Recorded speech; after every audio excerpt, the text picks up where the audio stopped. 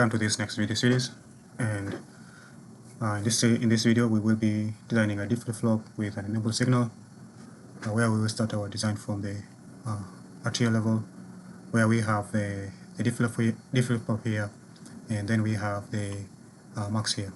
So the D flip-flop operates by when the reset is 1. We don't care. We don't care what the clock is. The next or the enable. The next output or the state of our D flip-flop will be 0.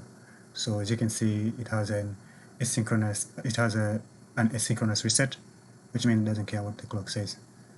And basically, when we have a reset 0 and our enable being 0 to the next clock cycle, our key output, our next state of the output for register will remain the same. And if our enable is 1, then the next state of our output, the next state of our register, of our D flip-flop register, is going to be the input.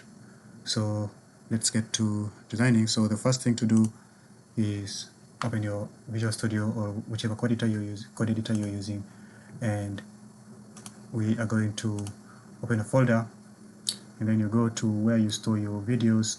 In my case, I store my videos on the desktop, and then so this is where I store my videos.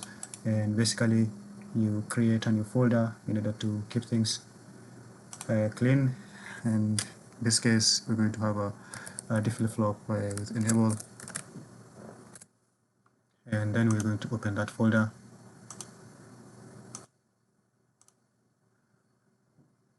So after we open this folder, then we're going to have a couple of files. So our first file is going to be our D flip-flop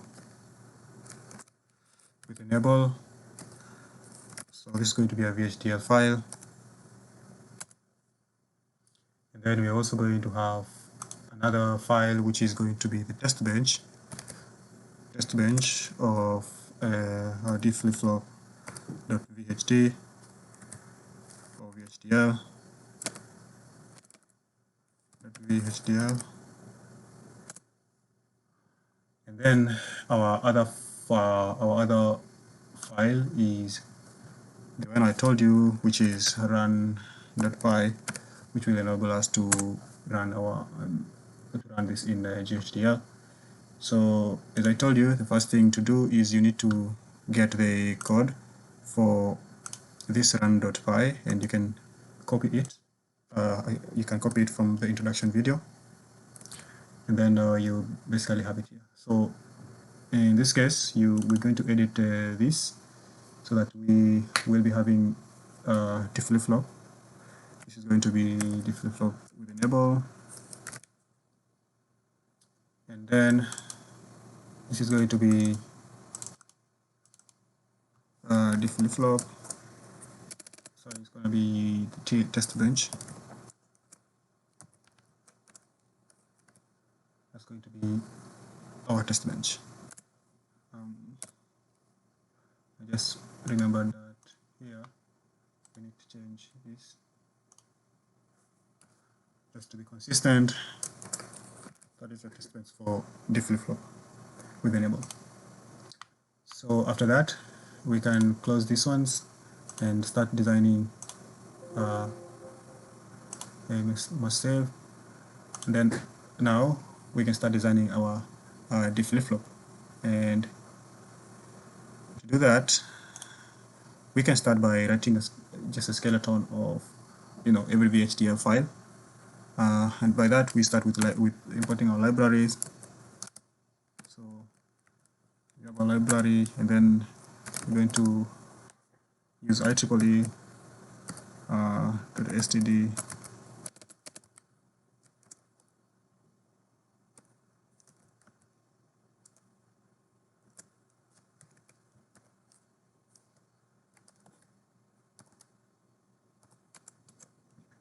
Okay, and then we are going to describe our entities.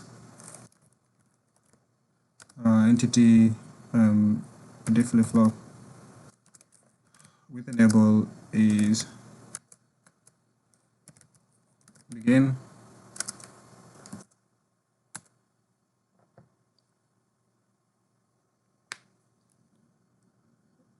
file is not like this. So you have your ports. Okay, and then the end entity.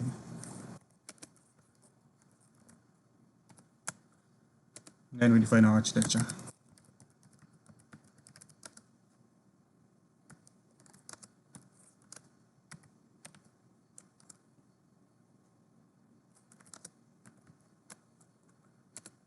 And now we have begin.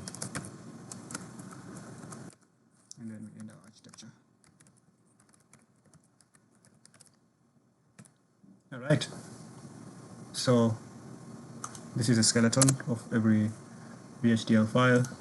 And if you're using Xilinx, for instance, the program basically just loads this when you start creating your files. So with this, we can also create a skeleton of our test bench, where we will also be using these libraries. And then, well, you can simply just copy everything here and paste it here. However, in our test bench, we don't have this, and this is our test bench. So today,